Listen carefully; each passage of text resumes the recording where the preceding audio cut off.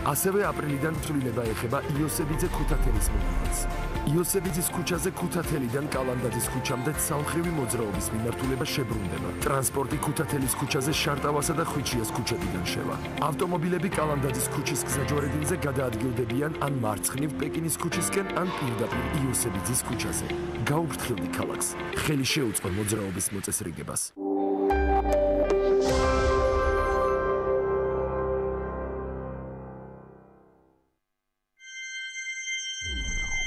BMG დირსი მასშტაბური საცხოვრებელი კომპლექსი თბილისში. წარმოგიდგენთ.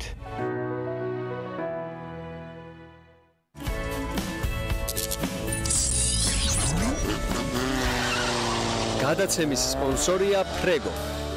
გონივრული გადაწყვეტილება თქვენი ავტომობილისთვის. გადაცემის სპონსორია როზალი. როზალი ნატურალური ბელგიური შოკოლადი.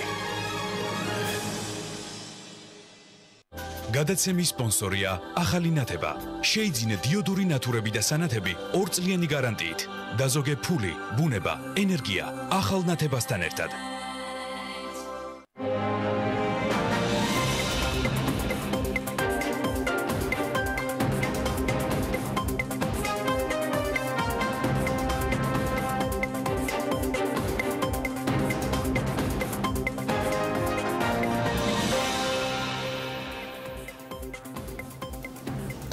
უნიშნავენ თუ არა არამიზნობრივად პაციენტებს მედიკამენტებს ფარმაცევტული კომპანიების წარმომადგენელთა ასოციაცია ფარმაცევტულ კომპანიებს არაეთიკურ ქმედებებში ადანაშაულებს. რა ინიციატივაზე მუშაობს ასოციაცია? დეტალები რამდენიმე წუთში.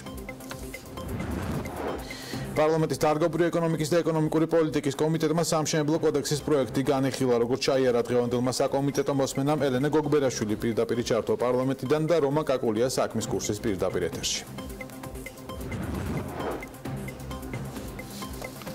შუადღემშვიდობის საქმის კურსი იწყებს თქვენთვის პირდაპირ ეთერში მუშაობას, რომელსაც დავით ჯალაღონია და ბექა ბაციკაძე გაუძღობიან. მოგესალმებით, გვიყურებთ TV პირველზე და გვისმენთ ჩვენი პარტნიორი რადიოების თბილისის და ჰერეთის ეთერში FM 93-ზე და 5-ზე, 102-სა და 8-ზე.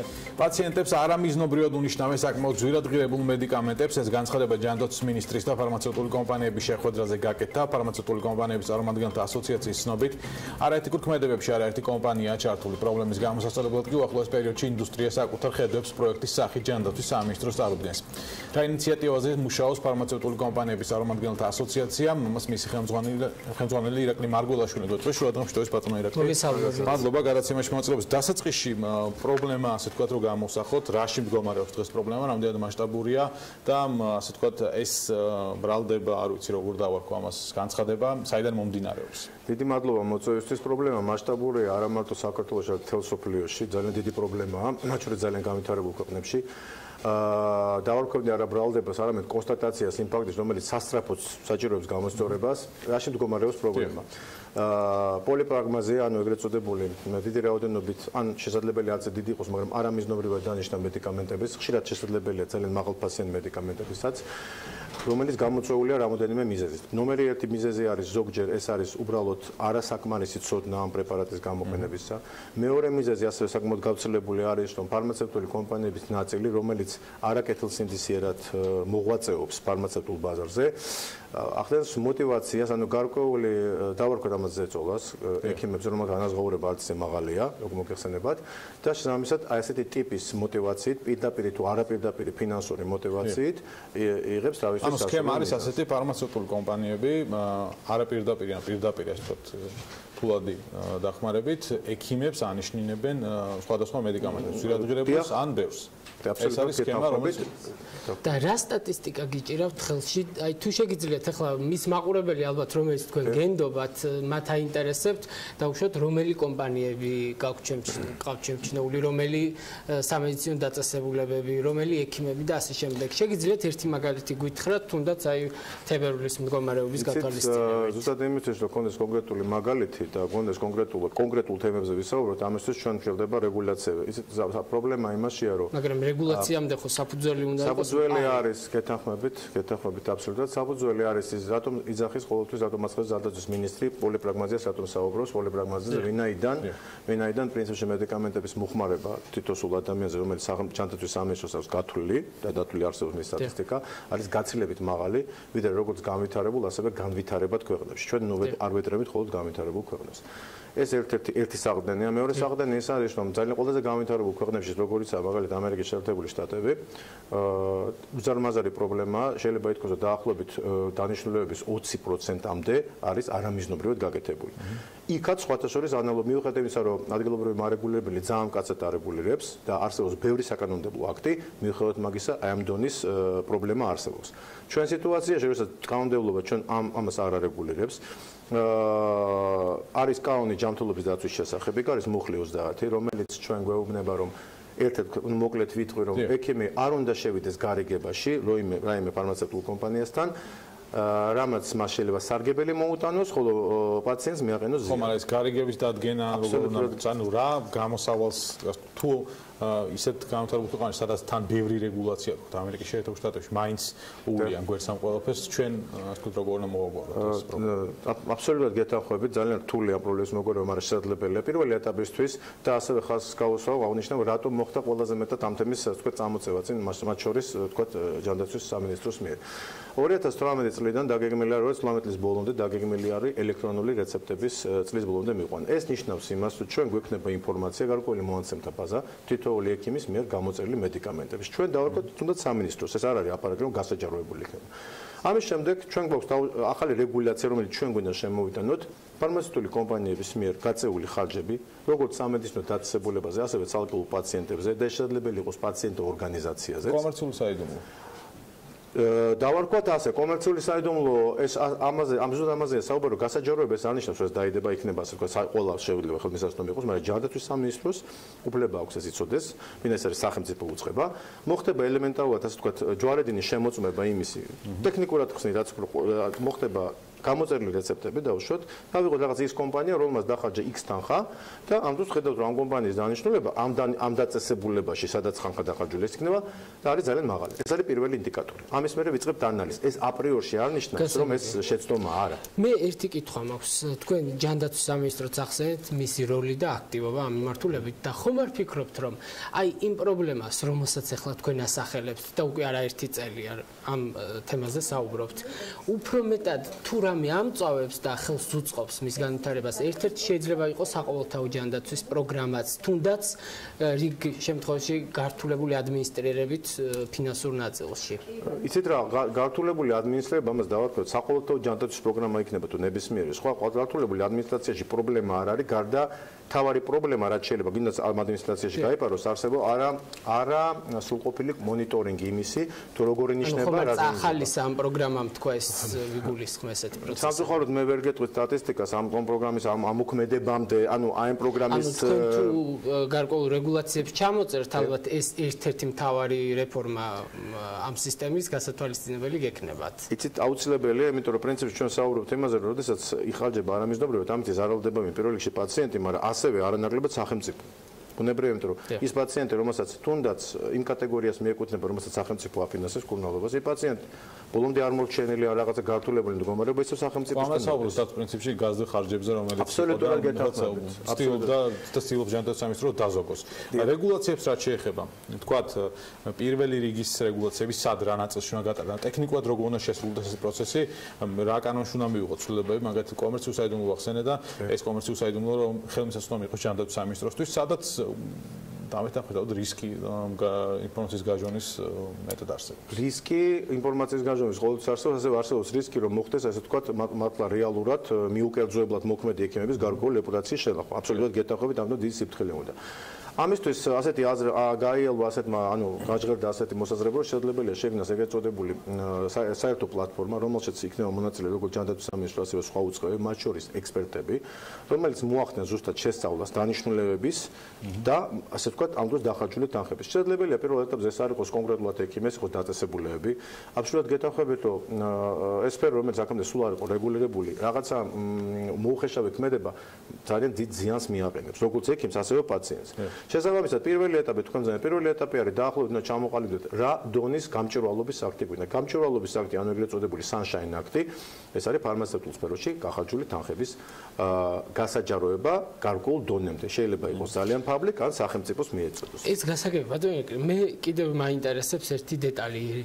ამ ინდუსტრიის რა სეგმენტის სახელით გნებავთ რეგულაციების შემუშავება, რატომ გეკითხებით ამას? იმიტომ რომ თქვენ როგორც გადაცემის დასაწყისშიც გითხარით, დაწყებამდე უბრალოდ გააქვთ ცხადია წევრი კომპანიები გყავთ, მაგრამ ისინი 30%-ს წარმოადგენენ არსებული ბაზრის. დანარჩენი 70 ან თქვენი წევრი არ არის, პირველ რიგში არ არის და მათთან დაგჭირდებათ ალბათ ცალკე თქვენ, ცალკე სახელმწიფოს გარკვეული დიალოგის რეჟიმი. ამიტომ თქვენ ამ 30%-ის სახელით საუბრობთ დღეს თუ დანარჩენი 70%-საც? დიდი ძალიან კარგი კითხვა იყო. მე თავისუფლებას მისცემ რომ ვისაუბრო არა მარტო 70%-ით, იმიტომ რომ მე მქონდა შეხვედრები რეგულარულად ურთიერთობა გვაქვს, წევრობა არ არის აუცილებელი, რომ მქონდეს ეს კომუნიკაცია ასოციაციაში არ შემომავალი კომპანიების. სხვადასხვა მიზეზების გამო. აქ არ არის მარტო თქვათ რაღაცა ერთნაირი იდეოლოგია, რომლებიც აბსოლუტურად იზიარებენ ამ შეხედულებას. მე შემიძლია პროცენტულად დაყოფა გამიჭირდება, მაგრამ კომპანიები, რომელსაც თქვენ ახსენეთ, ნაწილი არ შემოდის, იმიტომ რომ დაუშვათ ადგილობრივი წარმოებების თავისი ასოციაცია აქვს. აქ რაღაც დარგობრივი გადაკვეთის თემაც არის. შესაბამისად, აქ მე შემიძლია თამამად თქვა, რომ ბაზრის ფარმაცევტული ბაზრის უმეტესობა დაახლოებით შემიძლია ვილაპარაკო 60-70%-ს ეს ყველაფერი სჭირდება თვითონ. იმიტომ რომ მინისტრმა ძალიან მნიშვნელოვანი ფრაზა გააჟღერა, თქვა რომ მზად არის კომპანიებს მიეხმაროს არა მიზნობრივი ხარჯების შემცირებაში. მიეხმაროს კეთილსინდისიერ კომპანიებს. სახელმწიფოს დანიშნულება. სახელმწიფოს დანიშნულება პირდაპირ რას ნიშნავს ხარჯი არა მიზნობრივი? აი უყურეთ, ზოგადად მაგაშია ლაპარაკი. მე უფრო არ ვიცი რა არის ჩემთვის არა მიზნობრივი ხარჯი ასე. სახელმწიფო ხარჯი არ არის, ამდენს ლაპარაკი არის, როდესაც წამლის ფასი ყალიბდება, ბუნებრივია ამ ფასში ჩადებული არის, მათ შორის იმ წარმომადგენლობის საქმიანობას, არა მარტო მარკეტინგი, ამაში შეიძლება იყოს მონიტორინგი, რაღაც გარკვეული პროცესების, მათ შორის ხდება გარკვეულწილად დავარქვათ ამას კონკურენცია თუ მე ბრძოლას ვარქმევ არა კეთილსინდისიერ კონკურენტთან. ანუ არის ორი კომპანია A და B. A კომპანია ცდილობს მოტივირება ექიმების მოტივაციას ფინანსურად, მეორე კომპანია ხარჯავს ფულს რაში? ქირაოს მეტ ადამიანებს, რაღაც ცდილობს მეტი მონიტორინგი გააკეთოს ამ პროცესის, თუმცა კანონით ვერც რაღაც ფაქტებს წარმოუდგენს, გაცილებით მეტ ენერგიას ხარჯავს, რომ ექიმს აუხსნას, რომ ეს მედიკამენტი კარგია. ანუ ბრძოლას აწავიდა, ვირამდეს გადაიხდის ან არამატერიალურად შეუწყობს ხელს და იქიდან მიიღებს შემოსავალს. აი აქ წავიდა ბრძოლა ფარმაცევტული კომპანიების, ანუ არასწორ გზაზეა ეს ყველაფერი. და კომპანიების ზუსტად ამიტომ წამოვიდა ეს ინიციატივა, რომ კომპანიების ნაწილი მევიდა მაგ ეტაპამდე, რომელიც აბსოლუტურად მიუღებელი და აზარალებს ყველას. ერთი საკითხიც არის, აი ექიმებიც ახსენეთ თქვენ, უფრო ცოტა სიღრმისეულადაც რომ თქვათ, ამ ექიმების კვალიფიკაციასთან გვაქვს საქმე თუ შეგნებულ გადაწყვეტილებებთან არამიზნობრივი მედიკამენტები გასცენ და საერთოდ აქ თუ კვალიფიკაციასთან დგას საქმე, თქვენი რეგულირების სისტემა რას უშველეს? მაგაშიც აბსოლუტურად გეთანხმებით. ერთ-ერთი პრობლემა კვალიფიკაცია, მანდ არ დაგვემატებია კიდევ ერთი პრობლემა, გვაქვს ნაკლებობა გაიდლაინების, ანუ გაწერილი იმ რაღაცა ნორმების, სტანდარტების, რომლის ფარგლებშიც ექიმი უნდა მიიღოს გადაწყვეტილება. პრობლემა არის მათ შორის კვალიფიკაციის, ზუსტად ამიტომ სამინისტროს ძალიან ბევრი ინიციატივა აქვს, მათ შორის ექიმთა არალიცენზირების, არამედ ლაპარაკია კვალიფიკაციის ამაღლების კურსების. ეს პრობლემა როგორ დავყოთ ახლა პროცენტულად, ხო?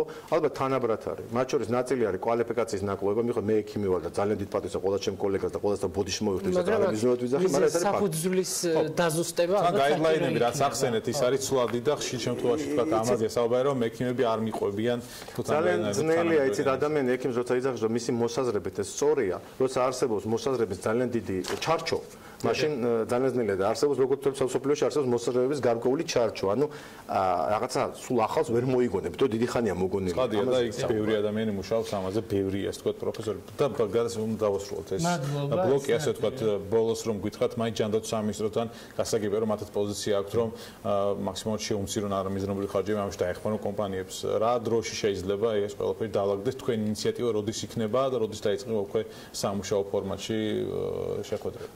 წარიგებზე რომ ვისაუბროთ, ჩვენ დაგეგმილი გვაქვს რომ აპრილის პირველ ნახევარში უკვე ინიციატივა მივაწოდოთ, იმიტომ რომ დელიკატური სამუშაო არის და შესაბამისად უკვე დამოკიდებულია სამინისტროს თქვა, თუმცა ისეთი მზადყოფნა ძალიან თავმად მინდა ვთქვა, რომ ამ წლების განმავლობაში, ბევრი წლის განმავლობაში, პირველად ძალიან მისასალმებელია გამოთქვა კონკრეტული მზადყოფნა კონკრეტული ზომების მისაღებად. მადლობა ირაკლი მარგულაშვილი იყო ჩვენი სტუმარი, დიდი მადლობა დაუბრუნდებით თქვენი კანონპროექტის მიმდინარეობას. ვაგრძელებთ გადაცემას 25.5%-ით გაზრდილი ექსპორტი და 13.3%-იანი ზრდა იმპორტში.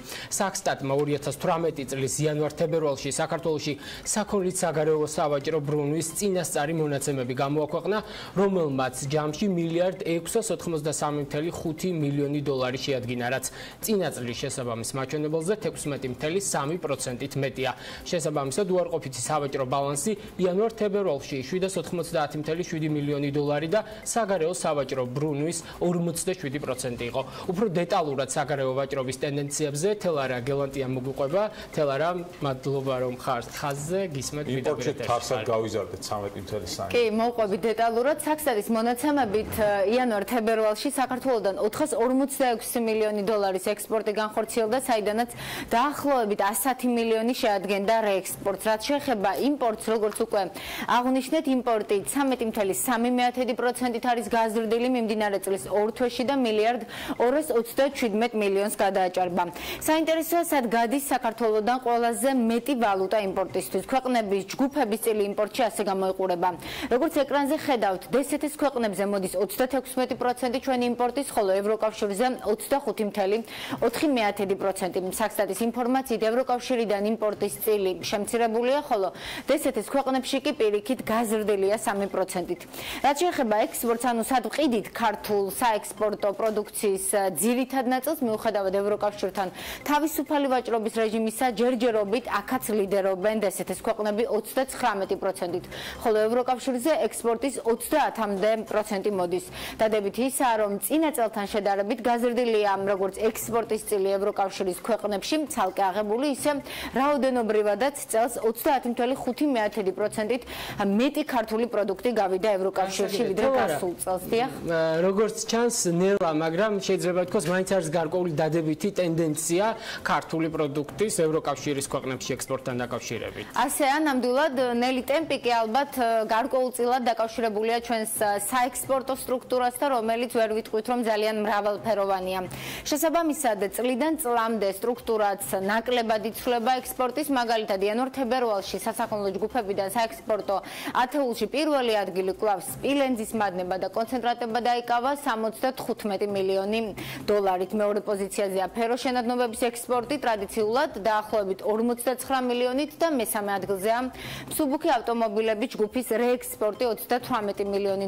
სხვათა შორის, წინა წელს რომ შედარებით წინა წელთან შედარებით მანქანების რეექსპორტი არის გაორმაგებული, საექსპორტო ხუთეულშია ასევე ღვინო და აზოტოვანი სასუქები. თელარა, აქვე საინტერესოა ამ ფაროსანასთან პერიპეტიების შემდეგ თუ მოხდა თხილი საექსპორტო ათეულში. არა, სამწუხაროდ იანვარ-თებერვლის ექსპორტში თხილი და კაკალი ათეულშიც ვერ მოხდნენ, რაც შეეხება იმპორტს, ყველაზე მეტი $109 მილიონი ქვეყნიდან ნავთობისა და ნავთობპროდუქტების შემოსატანად გავიდა. მეორე ადგილზეა ნავთობის აირების სასაქონლო ჯგუფი 96 მილიონით დაახლოებით. აღსანიშნავია, რომ მსუბუქი ავტომობილები აქაც სამეულს ხურავს, ისევე როგორც ექსპორტში. ორ თვეში 67 მილიონის ღირებულების ავტომობილების იმპორტი განხორციელდა თურმე. ბოლოს როგორ გამოიყურება საქართველოს სავაჭრო პარტნიორი ქვეყნების ათეული, ესეც გითხრა. რა თქმა უნდა, მთავარ სავაჭრო პარტნიორად ჯერჯერობით რჩება თურქეთი, მეორე და მესამე პოზიციებზეა რუსეთი და აზერბაიჯანი. ხუთეულში ასევე, როგორც ეკრანზე ხედავთ, სომხეთი და ჩინეთი. რაც შეეხება საექსპორტო ათეულს, როგორც გასული წლის იანვარ-თებერვალში, ისე წელსაც პირველ პოზიციაზეა რუსეთი, ანუ ჩვენი საექსპორტო პროდუქტის უდიდეს ნაწილს ვყიდით რუსეთში. ორ თვეში ეს იყო $61 მილიონი. გასულ წელთან შედარებით მართალია ზრდა მცირეა, მაგრამ 2016 წელს თუ შევადარებთ, თითქმის გასამაგებულია ჩვენი ექსპორტის რუსეთზე დამოკიდებულება, რაც ვერ ვიტყვით, რომ ძალიან კარგია. მთავარ საექსპორტო ბაზრებად რჩებიან ასევე თურქეთი და აზერბაიჯანი. დიდი მადლობა, საგარეო ვაჭრობის მონაცემები თელარა გელანტიამ გაგვაცნო. მადლობა თელარას, განაგრძობთ ეთერს. გადახდის უუნარობის საქმის წარმოების შესახებ კანონი და მისი კონკრეტული მუხლები კიდევ ერთხელ გახდა იურისტების განხილვის და პრეტენზიების საგანი, ოღონდ ამჯერად საქმე საკონსტიტუციო სასამართლოშია და უახლოეს პერიოდში სასამართლო დაიწყებს მასზე მსჯელობას. სარჩელი ადვოკატებმა როინ მიგრიაულმა დარგის სპეციალისტის გიორგი მირიანაშვილის დახმარებით მოამზადა და თქვენ ახლოს საშუალება გექნება დეტალურად გაეცნოთ დავის საგნის არსს. საქმის კურსში ჩვენი რეპორტიორი ელენე ჩომახიძე ჩაგვეყენებს.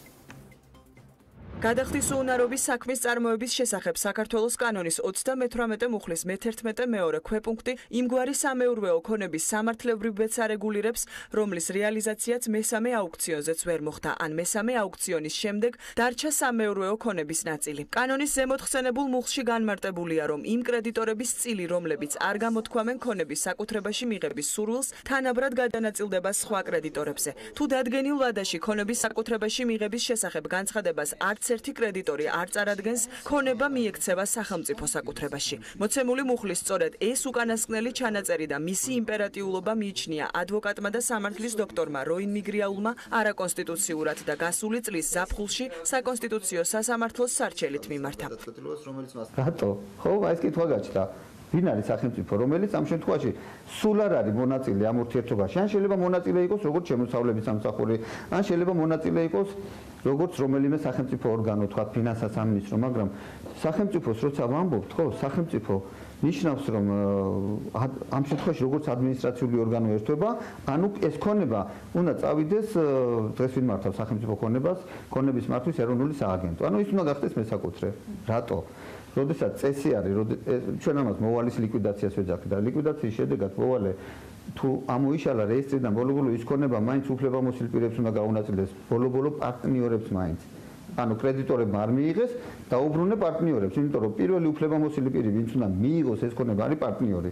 საქართველოს კონსტიტუციის 21 მუხლის პირველი პუნქტით აღიარებულია საკუთრების საყოველთაო უფლება და მისი ხელშეუვალობა. ამავე მუხლის მეორე პუნქტის თანახმად კი დასაშვებია აუცილებელი საზოგადოებრივი საჭიროების არსებობისას საკუთრების უფლების შეზღუდვა კანონით განსაზღვრულ შემთხვევებში და დადგენილი წესით იმგვარად, რომ არ დაირღვეს საკუთრების უფლების არსი. მოსარჩელე განმარტავს, რომ ის სადავოდ არ ხდის ზოგადად ქონების სახელმწიფოს საკუთრებაში მიქცევის ინსტიტუტს და აღნიშნავს, რომ რიგ შემთხვევებში ობიექტური საჭიროებიდან გამომდინარე, კანონმდებლობა იცნობს პირის ქონების სახელმწიფოსთვის გადაცემის რეგულაციას.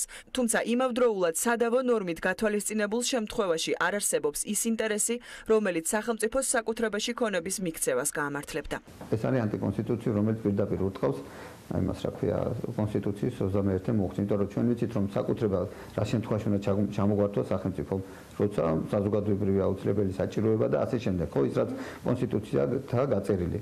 ეს არის პირდაპირ ჩამორთმევა, ანუ კონსტიტუციის ნორმას ეწინააღმდეგება და ზუსტად ამის გამო ავწარე მე საკონსტიტუციო სარჩელი, რომ შეამოწმოს საკონსტიტუციო სასამართლომ რამდენად ჩდება ეს კონსტიტუციის ფარგლებში. გადახდის უუნარობის საქმის წარმოების შესახებ საქართველოს კანონის 38 მუხლის მე-11 მეორე ქვეპუნქტიდან გამომდინარე, სახელმწიფო საკუთრებაში მიქცეულ ქონებასთან დაკავშირებით სახელმწიფო ქონების ეროვნულ სააგენტოში აცხადებენ, რომ მათ უწყებაში აღნიშნული ტიპის ქონება აღრიცხული არ არის. კიდევ ერთი უწყება, რომელიც გადახდის უუნარობის საქმის წარმოების პროცესში იღებს მონაწილეობას და ევალება ქონების გადაცემის უზრუნველყოფა, აღსრულების ეროვნული ბიუროა, სადაც განმარტავენ, რომ დღეის მდგომარეობით ზემოთხსენებული კანონის ქვეპუნქტის საფუძველზე ჩამორთმეული ქონების პრეცედენტი არ ახსენდებათ. მიუხედავად იმისა, რომ შესაბამის სახელმწიფო უწყებებში მოვალის ქონების სახელმწიფოს მხრიდან საკუთრებაში მიქცევის ფაქტს ვერ იხსენებენ, ცხადია ეს არ გამორიცხავს კანონში შესაბამისი იმპერატიული ჩანაწერის არსებობას. შესაბამისად საკონსტიტუციო სასამართლო სარჩელის განხილვას მალე დაიწყებს. სოფლის მეურნეობას უნდა დაუთმოთ რამდენიმე წუთი. პირველ ივნისამდე თურქეთიდან საქართველოში კარტოფილის შემოტანა აიკრძალა. მთავრობის გადაწყვეტილების მიზანი კარტოფილის კიბოს თავისუფალ ტერიტორიებზე გავრცელების თავიდან აცილებაა. ამის შესახებ დამატებით ინფორმაციას თავად სურსათის ეროვნული სააგენტოს მცენარეთა დაცვის დეპარტამენტის უფროსი ნიკა მესხი მოგვაწვდის, რომელიც ახლა ზუგდიდიდან გვერდება სატელეფონო ხაზზე პირდაპირ ეთერში. მოგესალმებით ბატონო ნიკა, მადლობა რომ ხართ ჩვენთან ერთად ეთერში. გითხარით ახლა თავდაპირველად ამ კარტოფილის კიბოს გავრცელების წყარო მხოლოდ თურქეთია თუ რა მასშტაბებზე გვაქვს საუბარი, რადგან მაინდა-მაინც ამ ტერიტორიიდან მოხდა აკრძალვა იმპორტის კარტოფილო თუ საუბარი კარტოფილის საკარანტინო დაავადებაზე, ეს არის ხუთმანი დაავადება, რომელიც ჩვენთვის არის საკარანტინო და არ არის გავრცელებული ჩვენი ქვეყნის ტერიტორიაზე და ეს კონკრეტული დაავადება ზოგადად საფრთხეს უქმნის კარტოფილის წარმოებას და იმ ადგილებზე, სადაც ასე ვთქვათ, ეს დაავადება ვრცელდება პრაქტიკულად შეუძლებელია უკვე კარტოფილის წარმოება და იწვევს მოსავლის 100%-დან 100%-მდე განადგურებას. ამით ჩვენი მიზანია დავიწყოთ ჩვენი ქვეყნის ტერიტორია ესეთი საკარანტინო ორგანიზმების შემოსვლისაგან და გავრცელებისაგან და იმ პერიოდში, როდესაც ძალიან აქტიური არის კარტოფილის თესვა დროებით მოხდეს აკრძალვა კარტოფილის იმპორტის ჩვენი ქვეყნის ტერიტორიაზე. ბატონიკა, მე არ მახსენდება, მაგრამ თქვენ თუ გაქვთ ინფორმაცია რომ მოგვაწოდოთ, ანუ შარშანაც იყო ასეთი ცნობები მიღებული ან შარშა თუ პირველია წელს როცა აღნიშნული ზომა მივიღეთ, თუ ეს ჩვეულებრივი პროცესია, რომელიც ყოველწლიურად ხდება? ეს არის დროებითი ფიტოსანიტარიული ზომა და ამას წინ უძღოდა საზღვარზე გამოვლენილი შემთხვევები და მოგეხსენებათ, როდესაც საქართველოში ხორციელდება კარტოფილის იმპორტი, ხდება ლაბორატორიული კვლევები, ესეთი ასე ვთქვათ, ტვირთების და თუ იმ შემთხვევაში დაფიქსირდება რაიმე საკარანტინო მავნე ორგანიზმი, ესეთი პროდუქცია საქართველოს ტერიტორიაზე არ შემოდის და ექვემდებარება ბატონიკა, გასულ წლებშიც იყო, როგორც მახსოვს, ასეთი შემთხვევები, უბრალოდ მაშინ იმპორტის აკრძალვა თუნდაც რამდენიმე თვით არ დაგჭირდა. რამოდენიმე ამას წინ უძღოდა რამოდენიმე შემთხვევა და იმ პერიოდში, როდესაც როგორც გითხარით, რომ აქტიური თესვის პერიოდია, უკვე შესაძლებელია, რომ ესეთი დაავადებული კარტოფილი მოხდეს უკვე ნიადაგში და იქ რამოდენიმე წელი, ასე ვთქვათ, ეს ნიადაგი უკვე გამოუსადეგარია კარტოფილის მოყვანისათვის და ჩვენთვის, ასე ვთქვათ, ეს მოგეხსენებათ არის სტრატეგიული კულტურა, გარკვეული რეგიონებისათვის ეს არის ძირითადი მცენარეული წარმოშობის პროდუქცია, სადაც ხდება წარმოება, ამიტომ ეს არის თავარი მიზანი, რაც არის ასე ვთქვათ, ამ დროებითი შეზღუდვის, ეს არის თავი დავიცვათ იმ საშიშ საკარანტინო ორგანიზმის გავრცელებისაგან ჩვენი ქვეყნის ტერიტორიაზე, რომელიც საფრთხეს შეუქმნის მომავალში კარტოფილის წარმოებას. ბატონიკა, კიდევ რა ტიპის რა სოფლის მეურნეობის პროდუქტებზე ვრცელდება ლაბორატორიული შემოწმება და ანუ ეს ინფორმაცია სხვა პროდუქტები არის თუ არა დაცული? ზოგადად საბაჟო სამსახურის შესაბამისი დეპარტამენტი საზღვარზე, საქართველოს საზღვარზე ახორციელებს ფიტოსანიტარიულ კონტროლს და სათესლე სარგავი მასალა ყოველთვის 100%-ით მოწმდება იმ საკარანტინო ორგანიზმებზე, რომელიც ქვეყნის ტერიტორიაზე არ არის გავრცელებული და ლაბორატორიული კვლევის შედეგად თუ გამოვლინდება რომელიმე საკარანტინო მავნე ორგანიზმი, ესეთი პროდუქცია ვერ შემოვა ქვეყნის ტერიტორიაზე და კონკრეტულად ეს დაავადება ეს უჩნდება მხოლოდ გარკვეული ჯგუფის სცენარებს და მათ შორის ერთ-ერთი ძირითადი არის კარტოფილი. ბატონიკა, რა არჩევანი აქვს აი ფერმერს ახლა ამ თურქული კარტოფილის გარეშე? თქვენი ინფორმაციით მათთვის რა შეგიძლიათ თქვათ, ვინც ახლა იწყებს საგაზაფხულო სამუშაოებს, საიდან შეიძინოს შესაბამისი სათესლე მასალა? სათესლე მასალა არსებობს საქართველოში წარმომადგენლობა სხვადასხვა კომპანიების, ასევე სხვადასხვა რეპროდუქციის წარმოება ხდება საქართველოში, მთიან ზონაში, რომელიც ვირუსია, რომელიც ითვლება ასე ვთქვათ. თუმცა ეს თურქული კარტოფილი უფრო იაფიჯდებოდა და ალბათ ამიტომ იყო ასეთი გავრცელების. მოკლედ ამ სამწუხაროდ იქ იყო ეს იმ ქვეყნის ტერიტორიაზე ფიქსირდებოდა ეს დაავადება იმ თურქეთის ტერიტორიაზე და ასევე სხვა ქვეყნებშიც არის გავრცელებული, მაგრამ ჩვენი ქვეყნის ტერიტორიაზე არ ფიქსირდება ძირითადი მეკარტოფილეობის ზონებში და ამიტომ მიზანია ჩვენი რომ ის ზონები გავიცვათ ამ დაავადებებისაგან. ბატონიკა, რაღაც ეს გადაწყვეტილება მიიღეთ რომ აკრძალვა იყოს დროებითი, ალბათ ამას წინ უძღოდა გარკვეული ასე ვთქვათ მცირე კვლევა მაინც, ანუ ერთი პრობლემა აღმოვხერით რომ თქვა ეს დაავადება არ გავრცელდება და ხო არ შეუქმნის სხვა პრობლემებს, ანუ დეფიციტს და ასე შემდეგ. ამას წინ უძღოდა, როგორც გითხარით, გამოვლინება ამ საკარანტინო მავნე ორგანიზმის საზღვარზე ლაბორატორიული კვლევების დროს, როდესაც ჩატარდა ანალიზი და ეს გახდა იმის საფუძველი, რომ ეს არის ხალხსუსამ, ეს არის დროებითი ზომა, რომელიც ამ როგორც გითხარით, პირველ იმისამდე მოქმედებს და იმის შემდეგ უკვე ჩვეულებრივ რეჟიმში განხორციელდება საქართველოში იმპორტი მცენარეული წარმოშობის პროდუქციის, თუმცა გაგრძელდება კონტროლი და გაგრძელდება ლაბორატორიული ანალიზი ამ ესეთ პროდუქციის შემოტანის დროს. დიდი მადლობა. სურსათის ეროვნული სააგენტოს მცენარეთა დაცვის დეპარტამენტის უფროსი ნიკა მესხი იყო პირდაპირ სატელეფონო ხაზზე. ნიკას იმედია უკარტოფილთ არ დავრჩებით ამ წელს. არ დავრჩებით. განაგრძობთ ეთერს. პარლამენტის დარგობრივი ეკონომიკის და ეკონომიკური პოლიტიკის კომიტეტმა სამშენებლო კოდექსის პროექტი განიხილა, როგორც იცით, ეს ის დოკუმენტია, რომელიც პარლამენტს მთავრობამ ჯერ კიდევ 2016 წელს ნოემბერში წარუდგინა, თუმცა კერძო სექტორსა და ხელისუფლებას შორის გარკვეულ საკითხებზე კონსულტაციებს თითქმის 2 წელი დასჭირდა, რაც მივიღებს საბოლოოდ ეს პარლამენტიც არის დამოკიდებული, სადაც დაინტერესებული მხარეების შენიშვნებს გამოთქვამენ, როგორც ჩაიარა დღევანდელმა საკომიტეტო მოსმენამ, ამას ჩვენ ჟურნალისტი ელენა გოგბერაშვილი პარლამენტიდან გაგვაცნობს. ელენა, შუადღე მშვიდობით. მოგესალმებით.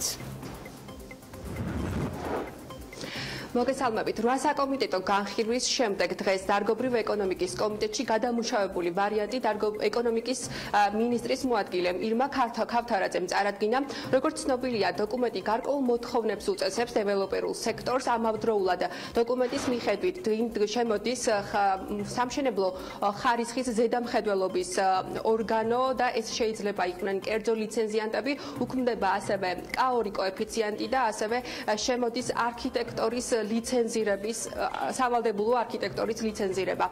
დღეს როგორც ეკონომიკის მინისტრის მოადგილემ ირმა ქავთარაძემ განაცხადა, გადამუშავებული ვარიანტში მთავარი ცვლილება ეს არის კოდექსის სახელწოდება, სივრცითი მოწყობისა და სამშენებლო ზედამხედველობის შესახებ კანონი დაკორექტირდა და მას ამიერიდან ეწოდება როგორც სივრცითი, ასევე სამშენებლო და არქიტექტურის შესახებ კოდექსი. დღეს მთავარი შენიშვნები გაჟღერდა ოპოზიციონერების მხრიდან დღევანდელ შეხვედრას არ ესწრებოდნენ კერძო სექტორის წარმომადგენლები. როგორც ოპოზიცია აცხადებს, მთავარი რაც შესაძლოა აღნიშნულმა კოდექსმა მოიტანოს, ეს არის ის, რომ გაძვირდება ახალი საცხოვრებელი ფართები, ეს კი გამოწვეული იქნება იქედან, რომ კოდექსი გარკვეულ ხარისხობრივ სტანდარტებს უდგენს სამშენებლო მასალების მიმართულებით დეველოპერულ სექტორს. შესაბამისად, დოკუმენტის პირველადი ვარიანტის რიას შედეგად დადგინდა, რომ დაახლოებით ფართები შესაძლოა 10-15%-ით გაძვირდეს. აღნიშნულთან დაკავშირებით, რა თქმა უნდა, უარყოფითი შეფასებები გამოითქვა დღევანდელ შეხვედრაზე, თუმცა ეკონომიკის მინისტრის მოადგილემ განმარტა, რომ მსგავსი ცვლილება კოდექსის ძალაში შესვლის შემდეგ მოსალოდნელი არ არის. ნორმების დარღვევით სხვადასხვა ქუჩაზე მიმდინარეობს მშენებლობის, რაც საყოველთაო აღშფოთებას იწვევს, ხო? მაგრამ ამის მიუხედავად აუცილებელია, რომ ხელისუფლებას კარგად ჰქონდეს გააზრებული, რა იქნება ამისი ეკონომიკური ეფექტი, იმიტომ რომ თუ ეს მიღებული ნორმები იმდენად აძვირებს მშენებლობას, რომ მშენებლებს აიძულებს კვლავ ეძებონ გვერდისავლით, კანონის გვერდისავლით მერიაში ნებართვების მიღების შესაძლებლობა ეზრდის კორუფციის რისკს. ჩვენ არ მიგვაჩნია, რომ ეს ფასების დას გამოიწვევს, გამომდინარე იქიდან, რომ ეს არის ისეთი რეგულაციები, რომლებსაც საქართველოს შეუერთდა ასოცირების შეთანხმებიდან გამომდინარე და ენერგოეფექტიანობა იმას ნიშნავს, რომ მოსახლეობამ უნდა დაზოგოს ენერგია დაზოგვის შედეგად მისი ენერგომოხმარება უნდა შემცირდეს, შესაბამისად საბოლოო ჯამში ხარჯი უნდა იყოს შემცირებული. კოდექსის მიხედვით უნდა შეიქმნას მშენებლობის ხარისხის მაკონტროლებელი ორგანო და აღნიშნული კონტროლი უნდა განხორციელდეს კერძო ლიცენზიანტების მხრიდან. სწორედ აღნიშნულ მუხთან დაკავშირებით გამოთქვამს ყველაზე მეტ შენიშვნას კერძო სექტორი. როგორც უკვე გითხარით, დღევანდელ საკომიტეტო მოსმენას კერძო სექტორის წარმომადგენლები არ ესწრებოდნენ, თუმცა აღნიშნულ საკითხთან დაკავშირებით ჩვენ კომენტარი ვთხოვეთ ეკონომიკის მინისტრის მოადგილეს ირმა ქავთარაძეს. ზედამხედველობის შესახებ კოდექსი ითვალისწინებს სამი სახის ზედამხედველობას. ეს გახლავთ საჯარო ზედამხედველობა, რომელსაც ახორციელებს ნებართვის გამცემი ადმინისტრაციული ორგანო და ზედამხედველობის კუთხით აქ საყურადღებოა, რომ ნებართვა რაზეც იქნა გაცემული ხდება შემოწმება, რომ ნებართვის პირობები იყოს დაცული. ტექნიკურ ზედამხედველობას ახორციელებენ აკრედიტებული ინსპექტირების ორგანოები ან სერტიფიცირებული ექსპერტები. მათი მოვალეობა არის, რომ მშენებლობის ყოველ ეტაპს მიაქციონ ყურადღება, თითოეული ეტაპის დასრულების შემდეგ უნდა შედგეს შესაბამისი ოქმი და უნდა იქნეს წარდგენილი შესაბამის ადგილობრივი მმართველობის ორგანოში. რამდენად გამორიცხავთ, რომ იგივე ეს ანგარიშები, რაც თქვენ ახლა ახსენეთ, გამორიცხავს კორუფციულ გარიგებას? მე არ ვიცი რატო შეხვდება ესეთი კორუფციის რისკები. აკრედიტებული ინსპექტორების ორგანოებმა უნდა განახორციელონ და იმ შემთხვევაში თუ მათ სწორად არ გააკეთეს ინსპექტირება, მათ აკრედიტაცია ჩამოერთმევათ და ვეღარ განახორციელებენ ასეთ საქმიანობას, ამიტომ მათი ბუნებრივი ინტერესი არის, რომ განახორციელონ ასეთ საქმიანობა ხარისხიანად. კოდექსის მიხედვით ასევე სავალდებულოა არქიტექტორთა ლიცენზირება, როგორც დღეს კომიტეტზე განმარტა ირმა ქავთარაძემ, ეს არ ეხება ყველა არქიტექტორს, არამედ მხოლოდ პროექტზე პასუხისმგებელ პირს. სწორედ აღნიშნულ საკითხთან დაკავშირებით გამოთქვეს დღეს პრეტენზიები არქიტექტორებმა, ისინი აცხადებენ, რომ დღეს ბაზარზე პრობლემას წარმოადგენს კვალიფიციური მუშახელი, შესაბამისად არქიტექტორების მიმართულებით, შესაბამისად ისინი ითხოვენ, რომ აღნიშნული რეგულაცია ყველაზე გავრცელდეს. ჩვენი როგორც პროფესიული საზოგადოების წარმომადგენლების მნიშვნელოვანი ეს არის საკითხია, ეს არის არქიტექტურის სამშენებლო საქმიანობაში ჩართულ სპეციალისტთა კვალიფიკაციის საკითხი. აქედან გამომდინარე, ევროპის სტანდარტიც გვეუბნება და ბუნებრივია რეგულაციები ამ დარგში, რომ დარგში არქიტექტურის ტიტული არ მიიღწევა მხოლოდ დიპლომით. ჩვენი მიდგომა არის საყოველთაო სასერტიფიკაციო, ასე თქვათ, რეგულაციების შემოღება და არა მარტო თქვათ პროექტზე პასუხისმგებელი პირის. იმიტომ რომ ვფიქრობთ, რომ ამდაგვარი გზები სხვადასხვა ქვეყნებმა, ევროპის ქვეყნებმა აირჩიეს და საბოლოოდ მაინც მივიდნენ იმ დასკვნამდე, რომ საერთო სტანდარტი შემუშავდა. აქედან გამომდინარე, ასოცირების ხელშეკრულება დღეს თუ ხვალ ჩვენ მაინც მოგთხოვს ამ საერთო სტანდარტის გაზიარებას და ბუნებრივია ჩვენი მიდგომაა, რომ დრო არ დავკარგოთ საერთო სერტიფიცირების სტანდარტზე გადავიდეთ. დღეს ირმა ქავთარაძემ განმარტა, რომ მართალია კოდექსი არ ითვალისწინებს, თუმცა მუშავდება ცალკე კანონპროექტი, რომელიც ითვალისწინებს საცხოვრებელი სახლებისა და კორპუსების დეფექტების სავალდებულო დაზღვევას.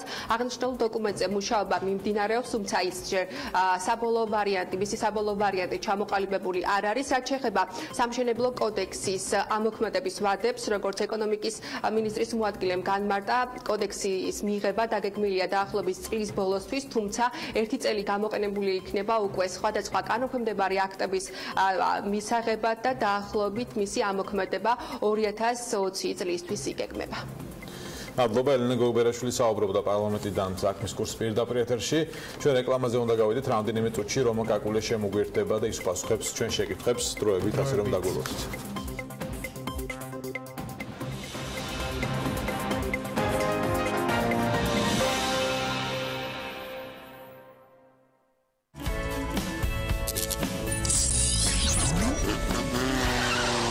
გადაცემის სპონსორია ფრეგო. გონივრული გადაწყვეტილება თქვენი ავტომობილისთვის. გადაცემის სპონსორია როსალი. როსალი. ნატურალური ბელგიური შოკოლადი. გადაცემის სპონსორია ახალი ნათება. შეიძინე დიოდური ნათურები და სანათები 2 წლიანი გარანტიით. დაზოგე ფული, ბუნება, ენერგია ახალ ნათებასთან ერთად. გადაცემის სპონსორია დირსი, მასშტაბური საცხოვრებელი კომპლექსი თბილისში.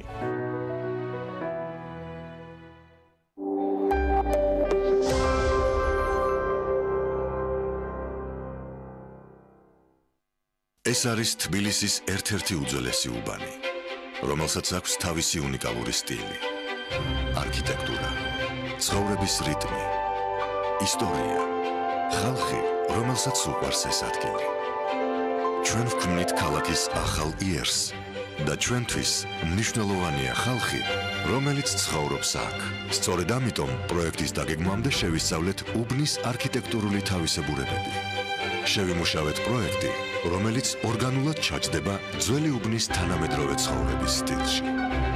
წინამძღვრიშვილის 125 სახლი თბილისის შუაგულში. ვაფლი უნდა იყოს ხრაშუნა. ბავშვებისთვის ჰაეროვანი, ახალგაზრდებისთვის მადი სახელმწიფო, შეყვარებულებისთვის მრავალფეროვანი, ახალი სიცოცხლისთვის ჯანსაღი და სანდო, გურმანებისთვის კი სრულყოფილი. ეს ბარამბოს ვაფლია. ვაფლის ფირფიტებში მოქცეული გემოთა მრავალფეროვანი ჰარმონია. ბარამბოს ვაფლი, ყოველთვის და ყველასთვის.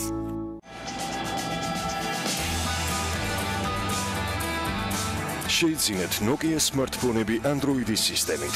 მხოლოდ სავაჭრო სახლ გოლეთიანის ჰოლოგრამით online საიტზე. გოლეთიანი წერტილი-G. GTB ბანკში მომხმარებლისადმი ინდივიდუალური მიდგომა გვაქვს. შესაბამისად, ცესხის პირობები დამოკიდებულია თქვენს საჭიროებასა და სურვილზე, ასაკზე, შემოსავალზე, ცესხის ვადასა და სხვა ფაქტორებზე. როგორი შეიძლება იყოს სამომხმარებლო ცესხის საუკეთესო პირობებით, ისეთი როგორცაც ჩვენთან GTB ბანკში გთავაზობთ. 4 წლის ვადით მხოლოდ 11.9%-ად, წლიური ეფექტური 14.99%-ად. გაითვალისწინეთ, რაც ნაკლებია ცესხის ვადა, მით ნაკლებია პროცენტი. ჩვენთან საპროცენტო განაკვეთი 5.9%-დან იწყება. წლიური ეფექტური კი 11.45%-დან. GTB ბანკის სამომხმარებლო ცესხი. ჩვენ 10-დან 8-ს მეუბნებით დიახ. თქვენთვის მხოლოდ კაპიტან პლუსისგან 24 აპრილიდან 28 აპრილის ჩათვლით დაუვიწყარი ქართული დღეების ნონ-სტოპ გართობა ანტალიაში. გამგზავრეთ პირდაპირ რეისით და ესწარით სუხიშვილების ასაფართის და ქართული შოუ-ბიზნესის ვარსკვლავების გალა კონცერტს. დაგვიკავშირდით 242-40-40. რთული და დამღლელი დღის შემდეგ მე ვიცი, რომ საღამოს სასიამოვნოდ გავატარებ. მიუხედავად დიდი არჩევანისა, მე მაინც ვახერხებ შევარჩიო ნატურალური და ჯანსაღი რძის პროდუქტები ჩემი ოჯახისთვის. ოჯახი, ეს ბედნიერებაა. ჩემი ოჯახის ბედნიერება კი ქობულეთურის რძის პროდუქტებია. დეველოპერული სამშენებლო კომპანია Green Construction წარმოგიდგენთ Mandarin Garden ბათუმი ზღვიდან 800 მეტრში ეკოლოგიურად სუფთა, კომფორტული, ხარისხიანი, საზაფხულო ვერანდით, დახურული ავტოსადგომით, საკუთარი 120 კვადრატული ეზოთი და რაც მთავარია მყუდრო გარემო, მოქმედებს უპროცენტო შიდა 24 თვიანი განმადება. დამატებითი ინფორმაციისთვის დაგვიკავშირდით 558 9908. მისამართი ბათუმი, გამსახურდიას 28-30.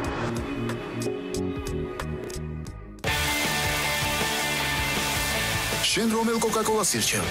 კლასიკურს თუ შაქრის გარეშე? შენ მას სულ სხვანაირად შეხედავ. უცებ იმაზე მეტი საერთო აღმოგაჩნდებათ, ვიდრე გეგონა. ერთად სულ უფრო მეტ დროს გაატარებთ. მისი იმედი ყოველთვის გექნება. შეიძლება შენ საუკეთესო მეგობრადაც გიქცეს. ერთად ახალ ჰორიზონტებს დაიპყრობთ. შენი მანქანის როლი შენ ცხოვრებაში გაიზრდება.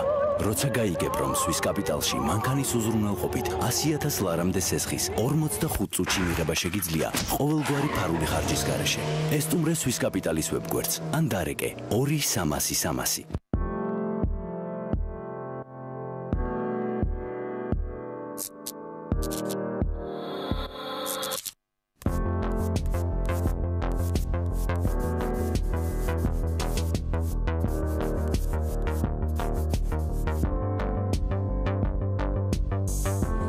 სოკარნანო უფრთხილდება ძრავს.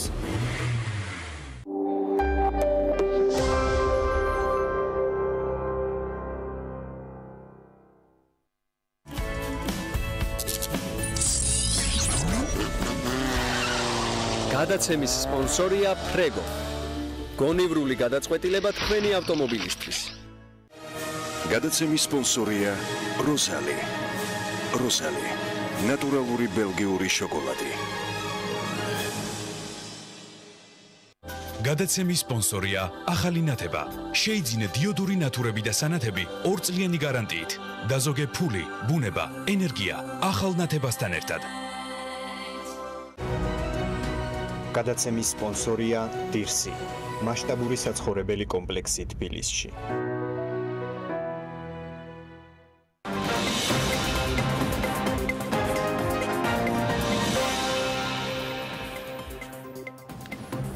საუბრობთ პირველის და ჩვენი პარტნიორი რადიოების თბილისის და ჰერეთის პირდაპირ ეთერში. საქმის კურსი, ისევე როგორც BMG-ის სხვა გადაცემები, ეტაპობრივად გაწვდით ინფორმაციას იმის შესახებ, თუ როგორ მიმდინარეობს სამშენებლო პროცესები თბილისის მასშტაბით იმ პირობებში, როცა არაერთი რეგულაცია ამ სექტორისთვის ჯერ კიდევ მოსამზადებელ ეტაპზეა. ამ ჩამონათვალშია სწორედ სამშენებლო კოდექსიც და იქიდან გამომდინარე, რომ პარლამენტის დარგობრივი ეკონომიკისა და ეკონომიკური პოლიტიკის კომიტეტი კოდექსის შესაფასებლად არის წამყვანი, ჩვენთვის საინტერესოა ამ კომიტეტის თავმჯდომარის რომან კაკულიას მოსაზრებები, რომელიც ახლა პირდაპირ ეთერში გვერდდება და მოვისმენთ მისგან მის მოსაზრებებს. მოგესალმებით ბატონ რომან, მადლობა რომ ხართ ხაზზე და თავდაპირველად გითხარით, რას დაეთმო ეს 2 წელი, რაც გავიდა მთავრობის მიერ კოდექსის ინიცირებიდან, რა იყო ის საკითხები ყველაზე მეტად, რაც კერძო სექტორსა და ხელისუფლებას შორის შეთანხმების პროცესში გართულდა კონსენსუსი რთულად იქნა მიღწეული. მოგესალმებით, დიდი მადლობა დღევანდელი შესაძლებლობისათვის. დღეს შეიძლება ითქვას, რომ დასრულების ფაზაში შევიდა არა მხოლოდ 2 წლიანი, არამედ თითქმის 10 წლიანი პროცესი ამ კოდექსზე მუშაობის. ეს თავისთავად ნიშნავს იმას, რომ ძალიან ბევრი ურთიერთგამორიცხავი და წინააღმდეგობრივი საკითხები იყო. დღეს შეიძლება ითქვას, რომ ყველა ის საკითხი, რომელიც საზოგადოებას მშენებლობასთან დაკავშირებული თემების მიმართ აწუხებდა, კოდექსში ასახულია და მათზე კონცენტრირება მოხდა.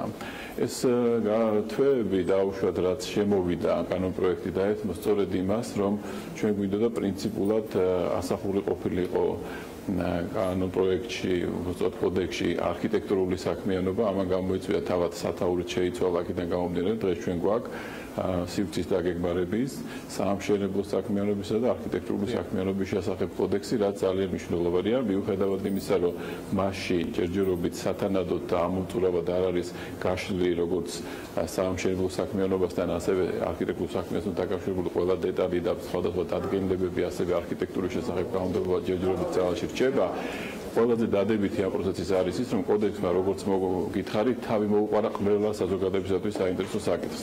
არის ძალიან ბევრი სიახლე, ის რაც საზოგადოებას აინტერესებდა. მაგალითად, ჩვენ ყველა ვიცით შენობა ნაგებობებისადმი არსებული მოთხოვნები და ძალიან მნიშვნელოვანია, რომ კოდექსი უკვე აფიქსირებს ისეთ მნიშვნელოვან მონაცემებს, როგორც გახლავთ არქიტექტურული პარამეტრები, ზოგადად ესთეტიკასთან დაკავშირებული საკითხები. ყველაზე მნიშვნელოვანი თემა, რომელიც ყველა ადამიანს აღელვებდა, საამშენებლო მასალების ხარისხი, ეს განსაკუთრებული ყურადღების ცენტრში ხდება. მნიშვნელოვანია ენერგოეფექტურობა, მნიშვნელოვანია შეშეშებული პირებისადმი საზოგადოებრივი სივრცის ხელმისაწვდომობის საკითხი. კოდექსი ასევე ყურადღებას ამახვილებს ინსოლაციის მინიმალურ მოთხოვნებზე, თქვენ ყოველთვის გესმოდათ ეს თემები, რომ ფანჯარაში ვეღარ ვიხედები და აღარ არის სივრცე, ეს თემები დასრულდება კოდექსის მნიშვნელოვანი ასევე სახანძრო თემები და ყველა ის თემა, რომელიც საზოგადოებისთვის იყო მნიშვნელოვანი, კოდექსმა თავი მოუყარა კიდევ ერთხელ. ბატონო, ბოლოს ჩვენ ამ თემაზე ვისაუბრეთ. მაშინ იყო საუბარი, რომ კონსენსუსი უნდა შემდგარიყო ჯერ და შემდეგ შეგვიძლია სიღრმეებს შეხვდა. როგორც ჩანს, ეს კონსენსუსი შედგა.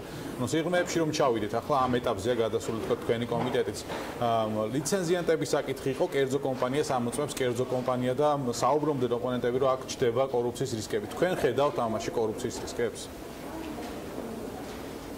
კორუფციის რისკები ზოგადად ყოველთვის არსებობს, თუ არ არსებობს პოლიტიკური ნება. კანონმდებლობის დონეზე ამის 100%-იანი გამორიცხვა თავისთავად არ შეიძლება, თუმცა მე ვერ ვთვლი, რომ მე აქ ვხედავ განსაკუთრებულად სიმძაფრით ამ რისკებს. კიდევ ერთხელ ვამბობ, კორუფცია და პოლიტიკური ნება ყოველთვის ურთიერთგადაჯაჭვულია. აქ ვერ ვხედავ მე ასეთ განსაკუთრებულს, მით უმეტეს, რომ ამის მზაობა საზოგადოებაში უკვე არსებობს. არაფერი არ არის ხოლმე იმაზე დროული, იმედიაზე მეტად, რომლის დროც დადგა და ნამდვილად დადგა უკვე ის დრო, რომ სამშენებლო საქმიანობას ჩვენ მაღალი სტანდარტით უნდა შევხედოთ. აქ საუბარი იყო გაძვირებაზეც. მნიშვნელოვან გაძვირებას მე ცხადი არ ველოდები, მაგრამ ერთი რამე უნდა ვიცოდეთ, თუ ჩვენ გვინდა შევინარჩუნოთ ფასი უსაფრთხოების, ხარისხის, გემოვნების ხარჯზე, მაშინ კი ბატონო შევინარჩუნოთ, მაგრამ კიდევ ერთხელ გეუბნებით, მაღალი ხარისხი ყოველთვის გარკვეულ ცვლილებებთან დაკავშირებულია, რომელიც ამ შემთხვევაში მნიშვნელოვანი ჩემიათ არ იქნება. გასაგებია, ეს ერთი დეტალია, ბატონო რომან, მე მაინც მინდა ასეთი კითხვა დაგისვათ. ეხლა საკომიტეტო განხილვა მიმდინარეობდა და აქ ცალკეული შემთხვევები ახსენეს დეპუტატებმა იყო კითხვა ცენტრპოინტის საქმესთან დაკავშირებით, დაუსრულებელ მშენებლობებთან დაკავშირებით და ასე შემდეგ და მე მაინტერესებს რამდენად აქვთ გათავისებული თქვენი აზრი თქვენს კოლეგებს ეს პროექტი სწორედ მათი კითხვებიდან გამომდინარე, იმიტომ რომ ეს არ არის ის დოკუმენტი, რომელიც ცალკეულ შემთხვევებზე რაიმე გადაწყვეტას გვთავაზობს.